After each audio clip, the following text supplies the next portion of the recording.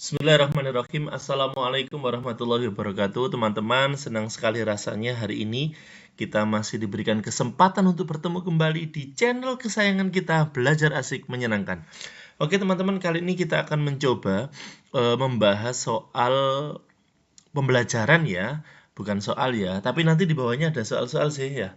Pembelajaran matematika untuk siswa SMP atau MTS kelas 7 di semester yang kedua. Ini kita mulai dari bab 4. Nah, ini pakai buku terbitan terbaru teman-teman ya, 2022. Oke, tapi sebelum itu teman-teman jangan lupa tetap subscribe, like, komen, dan share video ini sebanyak-banyaknya.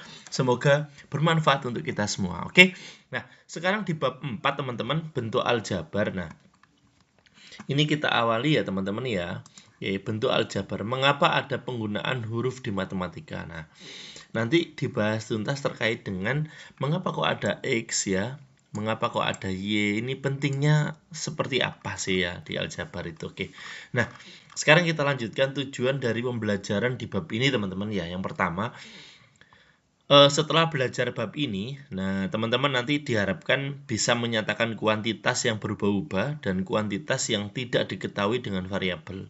Kemudian mengidentifikasi konstanta, koefisien, variabel, dan suku pada bentuk aljabar dan mengaitkan masing-masing dengan konteksnya.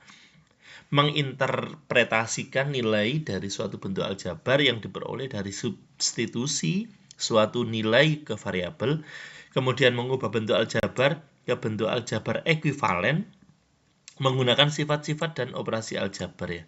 Yang terakhir memodelkan suatu permasalahan menjadi bentuk aljabar dan menggunakannya untuk menyelesaikan permasalahan. Nah, jadi seperti apa ini kelihatannya kalau dibaca seperti ini kan agak rumit ya teman-teman ya. Tetapi nanti kita coba pelajari pelan-pelan sehingga teman-teman bisa mendapatkan pemahaman yang lebih lebih mudah ditangkap ya.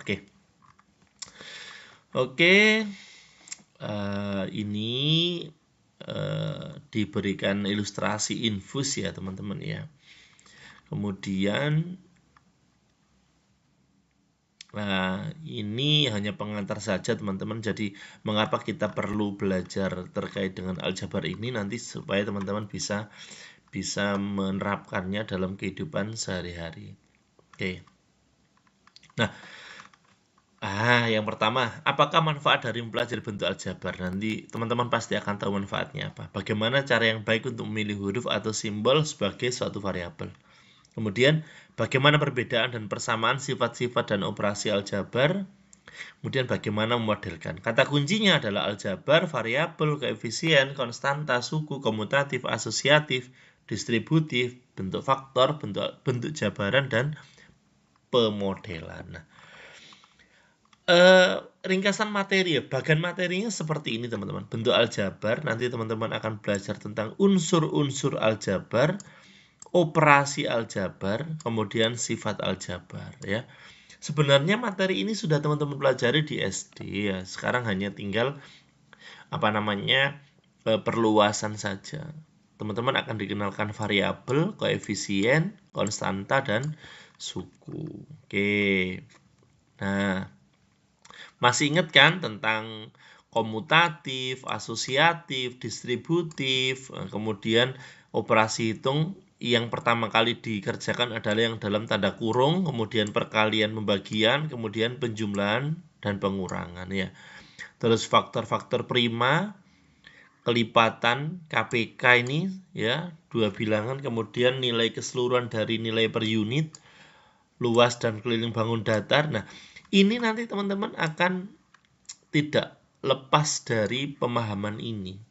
Nah, jadi teman-teman pemahaman ini adalah menjadi dasar dari teman-teman akan mempelajari materi aljabar. Oke. Unsur-unsur bentuk aljabar ya teman-teman ya, ini tidak usah saya baca ya. Nah, ini mulai teman-teman ya, mulai bereksplorasi. Nah, suatu hari Nyoman menyusun suatu pola yang membentuk gabungan persegi. Ingat, persegi. Nah, seperti ini. Sisinya sama semua ya. Oke.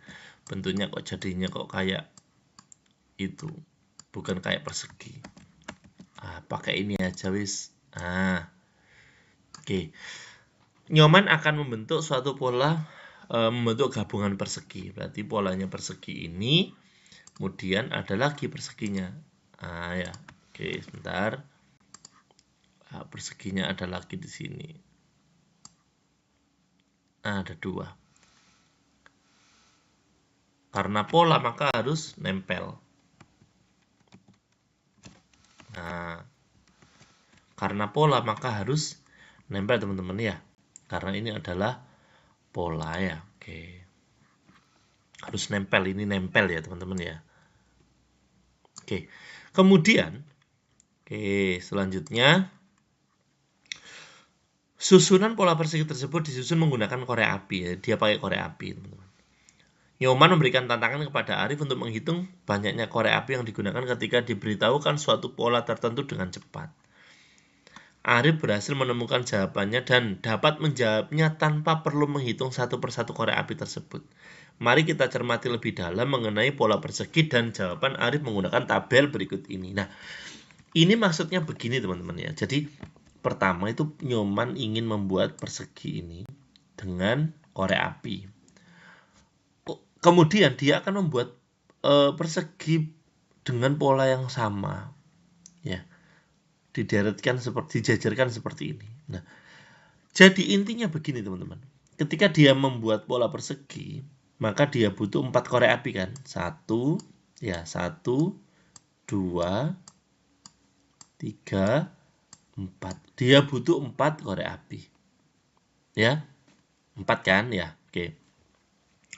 Kemudian kalau dia menyusun 2 persegi, maka dia butuh berapa? Kita hitung ya. 1, 2, 3. Sebentar. 1, 2 ya. Sebentar.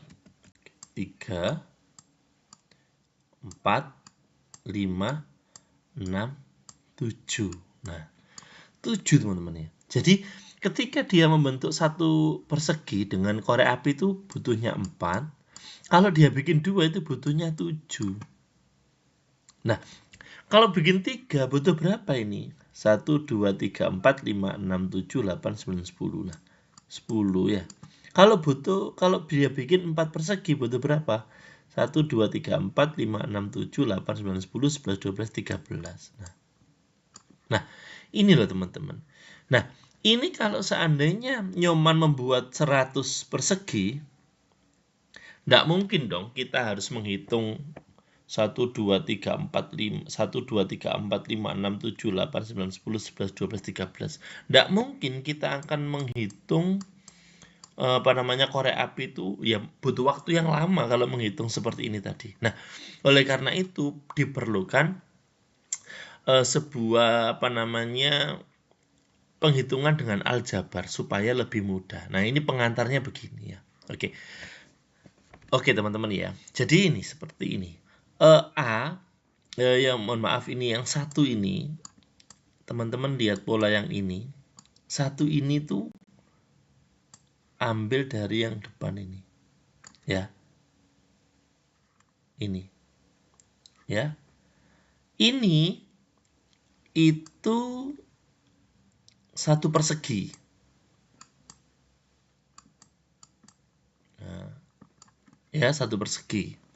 Dan yang ini itu, ya, ini itu setiap satu persegi itu butuh 3 coba. 1, 2, 3, 1, 2, 3. Karena satunya ini tetap 1, 1 ini yang warna merah ini tetap tidak berubah teman-teman, ya. Yang warna merah tidak berubah. Coba lihat yang ini. Ketika dia bikin 2 persegi, ya, 2 persegi, ya. Satu set persegi kan butuhnya 3. Nah, yang depan ini adalah ini yang warna merah ini. Yang depan ini adalah yang warna merah ini. Yang depan ini adalah yang warna merah ini. Nah, yang 4 ini itu 4 kotak ini. 1, 2, 3, 4. Nah, yang 3 ini mana, Pak? 3 ini nih loh, teman-teman. 1, 2, 3. Jadi, setiap kotak itu butuh 3 persegi. Karena 3 korek ya. Karena satunya itu sudah ikut di depan ini 1. Ini juga sudah ikut, ini juga sudah, ini juga sudah. Jadi seperti itu teman-teman. Jadi polanya itu yang A itu mewakili adalah korek api yang ada di depan ini. Yang B itu kotaknya ini. Ini kan kotaknya cuma 1. Kalau ini 2 maka kotaknya ini 2. 3 kotaknya ini 1, 2, 3. 4 ini 1, 2, 3, 4. Nah, seperti itu. Ini mungkin teman-teman agak sedikit bingung, tapi ini adalah buku ini buku bagus teman-teman. Divisikan ya, divisikan.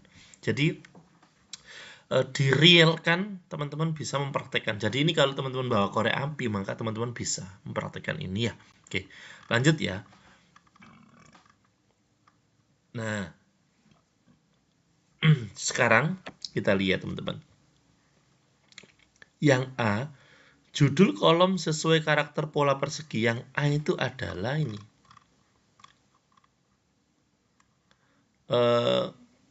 Yang A itu korek yang ada di depan ya. Yang A itu adalah korek yang ada di depan.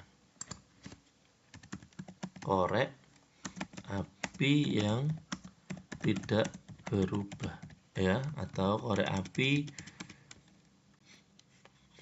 api pertama. Oke. Kemudian yang B itu adalah jumlah jumlah persegi. Ya. Kemudian yang C itu adalah, kalau C itu adalah yang ini. Berarti ini penyusun persegi. Nah, kalau yang korek api pertama itu kira-kira satunya ini kan tetap terus teman-teman. Ya, tetap terus. Berarti ini kan kira-kira nilainya kan tetap. Ya. Kemudian yang B ini dari 1 menjadi 2, 3, 4. Nah, B ini yang menyebabkan korek api itu jumlahnya berubah itu gara-gara B. Kalau misalnya teman-teman ini disuruh membuat 100 korek api, 100 persegi, berarti B-nya ini ditulis 100 teman-teman. Ditulis 100. Ya. Karena 1 persegi penyusunnya 3, maka di sini 3. Yang depan tetap 1. Jadi seperti ini. Kalau misalnya teman-teman disuruh membuat 100 persegi. Ya, tinggal dikalikan aja. Nanti kita pelajari di bawah, oke? Berarti yang B itu nilainya berubah. Tergantung berapa persegi yang dia minta. Yang C tetap ya, tetap 3. Jadi 1 persegi itu disusun oleh 3 korek ya, karena yang satunya kan ikut di depan itu. Jadi ini tetap. Nah, oke. Jadi teman-teman, yang bikin berubah itu adalah yang B. Nah, ya. Oke. Ayo kita fokus pada kolom yang nilainya berubah-ubah dari pola bilangan yang ada. Maka kita dapat dengan mudah melihat bahwa penghitungan banyak korek api pada masing-masing pola akan berubah sesuai dengan perubahan bilangan tersebut. Jadi jumlahnya itu akan berubah mengikuti kolom B. Kita dapat membuat ekspresi matematika di bawah ini hanya dengan satu ekspresi matematika umum sebagai berikut. Nah ini, yang satu ini kan tetap ya, yang ini juga tetap, yang berubah hanya yang B. Isi dengan judul kolom yang sesuai. Berarti ini adalah jumlah persegi yang diinginkan. Nah, jumlah persegi yang diinginkan ya. Nah, jumlah persegi yang diinginkan. Oke. Ekspresi terlihat tidak efisien karena ada bagian yang dilakukan dengan gabungan kata atau kalimat ini. Nggak efisien seperti ini. Oleh karena itu akan lebih mudah ketika hanya menggantinya dengan huruf. Nah, misalnya huruf N. Jadi ini kita ganti dengan N. Yang tadi ini teman-teman. Jumlah persegi yang diinginkan. Ya. Atau lebih mudah kita tulis 1 ditambah 3N. Nah, ekspresi ini yang dinamakan bentuk aljabar teman-teman. Nah, kita menyebut N sebagai variabel karena berubah. jika teman-teman ingin, maksudnya begini ya, jika teman-teman ingin membuat 5 korek api, 5 persegi, maka N-nya diganti dengan 5. Maka berapa korek api yang dibutuhkan? Maka 1 plus 3 kali 5. Maksudnya begitu. Jadi sama dengan berapa? 1 ditambah 15. Jadi berapa korek api yang dibutuhkan? 16. Nah, seperti ini caranya. Ya. Jadi polanya seperti ini. Jadi teman-teman nggak usah menggambar ini korek api pertama, ini 2, ini 3, 4, 5. Nah, teman-teman kalau ingin membuktikan ya boleh-boleh saja. Misalnya ini 1, kemudian ada lagi 2, 3. Nah, sekarang kita hitung aja. 1, 2, 3, 4, 5, 6, 7, 8, 9, 10, 11, 12, 13, 14, 15, 16. Nah, sudah cocok. Gunanya untuk memudahkan menghitung. Jadi teman-teman tidak membuat seperti ini, tapi langsung masukkan dengan rumus seperti ini, sudah selesai. Nah, oke. Boleh Pak misalnya variabelnya bukan N, boleh misalnya. Kalau X nanti takutnya dikira kali ya. P boleh dan sebagainya ya. Nah, jadi ini ya. Konstanta 1 ya. Kemudian koefisiennya 3. Konstanta dan koefisien ini tidak bisa berubah ya. Variabelnya adalah N. N-nya ini yang berubah tergantung dari berapa jumlah yang dimau untuk membuat berapa persegi. Nah, suku yang mana? Suku ini semuanya suku, teman-teman. Suku ini juga suku ya. Oke. Ya, jadi konstanta itu bilangan yang nilainya tetap. Ini tetap 1. Koefisien bilangan yang menyatakan faktor pengalih dari suatu variabel. Persegi ya. Berarti kan butuhnya cuma 3 karena 1 konstantanya ikut di sini. Ini 3. Ini 1. N-nya itu berapa jumlah persegi yang dimau. Kalau ini kan 2 berarti N kali 2 ya. Nah, seperti itu ya. Kemudian variabel adalah simbol yang digunakan untuk menyatakan suatu kuantitas yang dimau. Oke. Nah, ini sebagai pemahaman teman-teman ya. Untuk pengetahuan ya. Penemu aljabar adalah Khwarizmi. Nama lengkapnya adalah Abu Abdullah Muhammad bin Musa al-Khwarizmi. Al-Khwarizmi dijuluki sebagai Bapak Aljabar. Nah, penemu bentuk aljabar pertama kali digunakan untuk menyelesaikan persamaan linear dan kuadrik yang dihubungkan dengan perspektif geometri.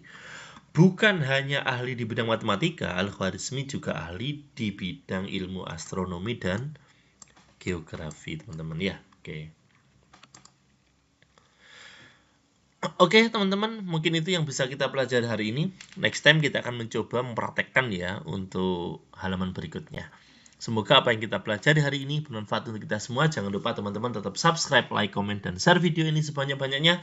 Semoga bermanfaat untuk kita semua. Salam sehat selalu, terus belajar untuk Indonesia lebih maju. Assalamualaikum warahmatullahi wabarakatuh.